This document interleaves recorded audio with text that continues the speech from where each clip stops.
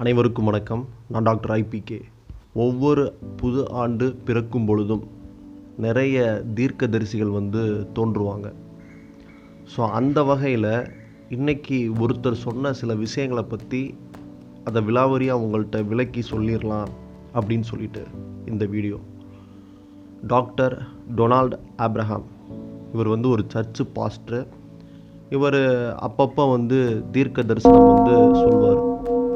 So அந்த அடிப்படையில் புது ஆண்டு பிறக்கும் பொழுது, ஆங்கில புத்தாண்டு பிறக்கும் பொழுது இவர் நிறைய தீர்க்க தரிசனங்களை சொன்னார். இது ஏற்புடையதா இல்லை இதை ஏற்றுக்க வேணாமா அப்படின்னு நிறைய கேள்விகள் இருக்குது. ஏன் அப்படின்னா, சில பாஸ்டர்ஸ் குறி சொல்வது போல் அவங்களோட சில ப்ரிடிக்ஷன்ஸை தான் சொல்கிறாங்க அப்படின்னு சொல்லி நிறைய பேர் சமூக வலைதளங்களில் கேலி கிண்டலாக பேசுகிறத நம்ம பார்க்குறோம். இதற்கு முன்பு 2020ஆம் ஆண்டு இப்படி நிறைய தீர்க்க தரிசனங்கள் பொய்யாய் போயின அப்படின்றத நாம் அனைவரும் அறிவோம். ஸோ அந்த வகையில் இன்றைக்கி சிலவற்றை எடுத்து உங்கள்கிட்ட சொல்லலாம் அப்படின்னு சொல்லிட்டு தான் இந்த வீடியோ.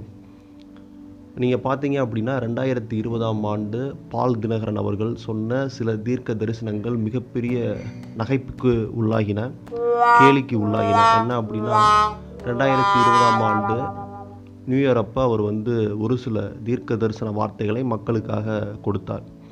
இந்த ஆண்டு மிகவும் ஆசீர்வதிக்கப்பட்ட ஆண்டு, மக்களுக்கு பொருளாதாரத்தில் ஏற்றத்தாழ்வு இருக்கும், எல்லாம் அருமையாக இருப்பாங்க, நல்லா வாழ்வாங்க, முதல் 6 மாதம் ஆகா ஓஹோ அப்படின்னு சொல்லி இருக்கும் அப்படின்னு சொல்லி ஒரு மிகப்பெரிய ஆசீர்வாதமான ஆண்டாக இருக்குன்னு சொல்லி சொன்னார்.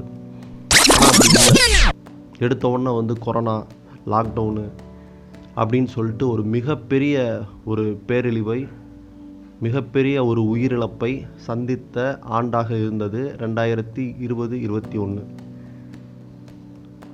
ஸோ அந்த அடிப்படையில் அதுக்கப்புறம் நிறைய பாஸ்டர்ஸ் தீர்க்க தரிசன வார்த்தைகளை குறிப்பிடுவதில்லை. ஏன் அப்படின்னா, சமூக வலைதளங்களில் எடுத்து போட்டுருவாங்க அப்படின்னு சொல்லிட்டு. இப்போ ஒருத்தர் டொனால்ட் ஆப்ரஹாம் அவர் சொன்ன சில வார்த்தைகள் பயங்கரமாக இருந்தது. என்ன சொல்கிறாரு அப்படின்னா, நாடுகளுக்கு இடையே மிகப்பெரிய சண்டை வரும், பூமி அதிர்ச்சி வரும், நிலநடுக்கம் வரும், வெள்ளம் வரும், கொத்து கொத்தாக மடிக்கப் போகிறார்கள் அப்படின்னு சொல்லிட்டு நிறைய சொல்கிறாரு. திரைத்துறையினர் சாக போகிறாங்க, சின்ன திரையில் நடிக்கிறவங்க சாக போகிறாங்க, ஒன்றா சேர்ந்து ப்ரேயர் பண்ணால் மோடியை வீழ்த்திடலாம், அதிக வெப்பம், அதிக குளிர்ச்சி, அதிக மழை இருக்க போகுது, அமெரிக்காவில் இதற்கு முன்னால் இருந்த அதிபர்களுக்கும் இந்நாள் அதிபருக்கும் நிறைய பிரச்சனைகள் வரும், நாடுகளுக்கிடையே மிகப்பெரிய போர் மூல வாய்ப்பு இருக்கிறது. போர் மூல வாய்ப்பு இருக்கிறதுலாம் சொல்லலை, போர் மூலம் அப்படின்னு தான் சொல்கிறாரு. இப்படி அவரோட ப்ரிடிக்ஷனை சொல்லி இது எனக்கு இயேசு வெளிப்படுத்தினார் அப்படின்னு அவர் சொல்கிறது அப்பட்டமாக தெரிகிறது. ஸோ அது ஒவ்வொரு விஷயத்தையும் அவர் சொல்கிறத பார்த்தா அது ஏற்கனவே நிறைய சயின்டிஸ்ட்டு, ரிசர்ச் இன்வெஸ்டிகேட்டர்ஸ் எல்லாமே ப்ரிடிக்ட் பண்ண ஒரு விஷயந்தான்.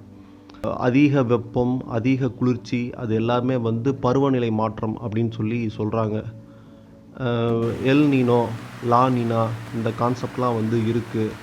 இதனால தான் பருவநிலை மாற்றம் ஏற்பட்டு நமக்கு புயலும் வெள்ளமும் அதிகப்படியான மழையும் பொழிகிறது அப்படின்னு சொல்லி சொல்கிறாங்க. ஸோ அதையே எடுத்து தான் அவரும் பேசுகிறாரு. ஸோ அது மட்டும் இல்லாமல் இந்த ஆண்டு பார்த்திங்க அப்படின்னா அமெரிக்காவில் தேர்தல் வரப்போகுது, ரஷ்யாவில் தேர்தல் வரப்போகுது.